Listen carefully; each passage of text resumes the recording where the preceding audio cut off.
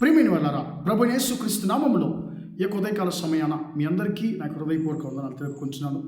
ఈ రోజంతా కూడా మీరు చేయబోయే అన్ని విషయాల్లో దేవుని హస్తము మీకు తోడయ్యుండి మీకు జయాన్ని కలుగు చేయనుగాక.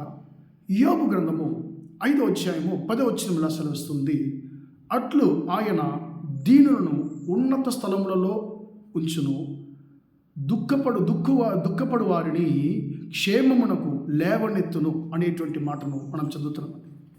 ప్రియమైన బిడ్డలారా, ఇక్కడ ఇద్దరు గురించి ఈ యొక్క వాక్యము మనతో మాట్లాడుతుంది. మొట్టమొదటిగా దీనులు అంటే మనుషుల ద్వారా ప్రియమైన బిడ్డలారా తక్కువ చూపు చూడబడేవారు.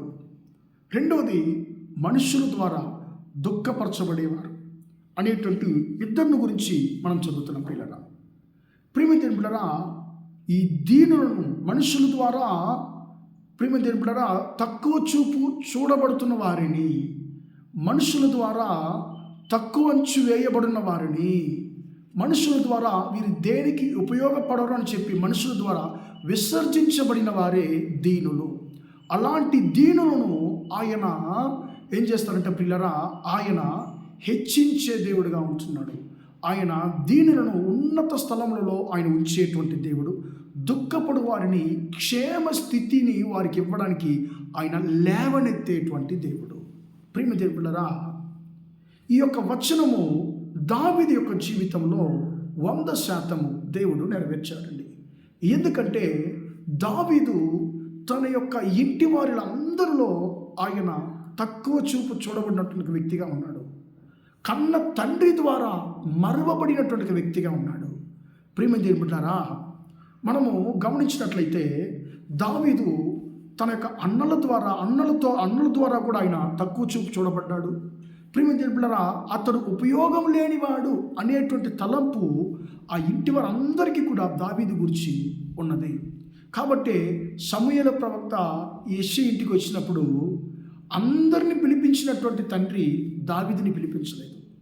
ఎందుకంటే దావీదుని గురించి ఒక తక్కువ చూపు తన తండ్రికి ఉన్నది. అతడు దేనికి ఉపయోగపడడు, అసలు అతడు వచ్చి ఏం చేయగలడు అనేటువంటి ఉద్దేశంలోనే దావీదును వదిలిపెట్టాడు. ప్రియమైన దేవులారా, మనుషులు మర్చిపోయినా కూడా, కన్న తండ్రి మర్చిపోయినా కూడా దేవుడు దావీదుని మర్చిపోలేదు. ప్రియమైన దేవులారా, మనుషుల ద్వారా దీన పరిస్థితికి త్రోసివేయబడినటువంటి దావీదును దేవుడు ఉన్నత స్థలంలో ఉంచాడు.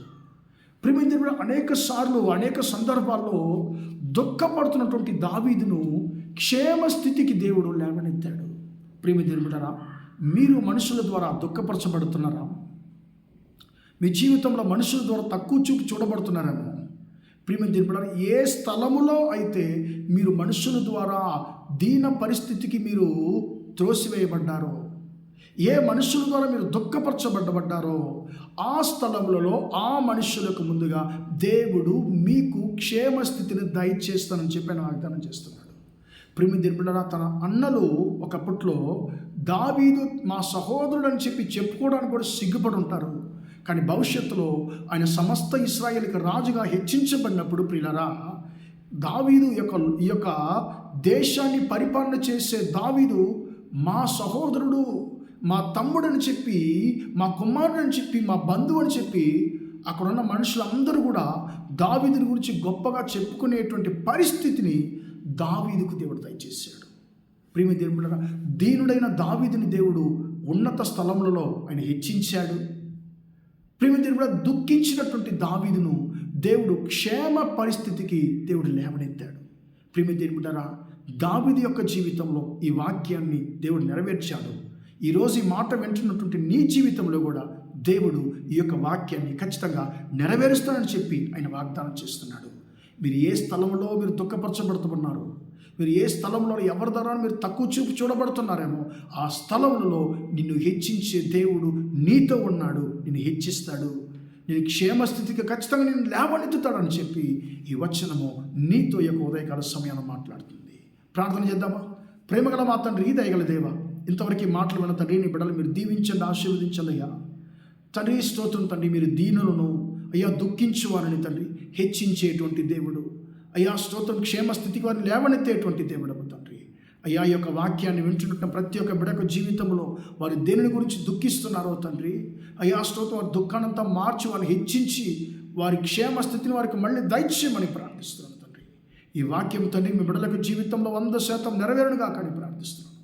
అయ్యా స్తోత్రం, ఈ రోజంతా కూడా మా సహోదరి చేసే అన్ని విషయాల్లో మీ హస్తం తోడును ఆశీర్వదించమని యేసయ్య నామములో ప్రార్థించి అడిగి వేడుకొంచున్నాను తండ్రి. ఆమేన్, ఆమేన్.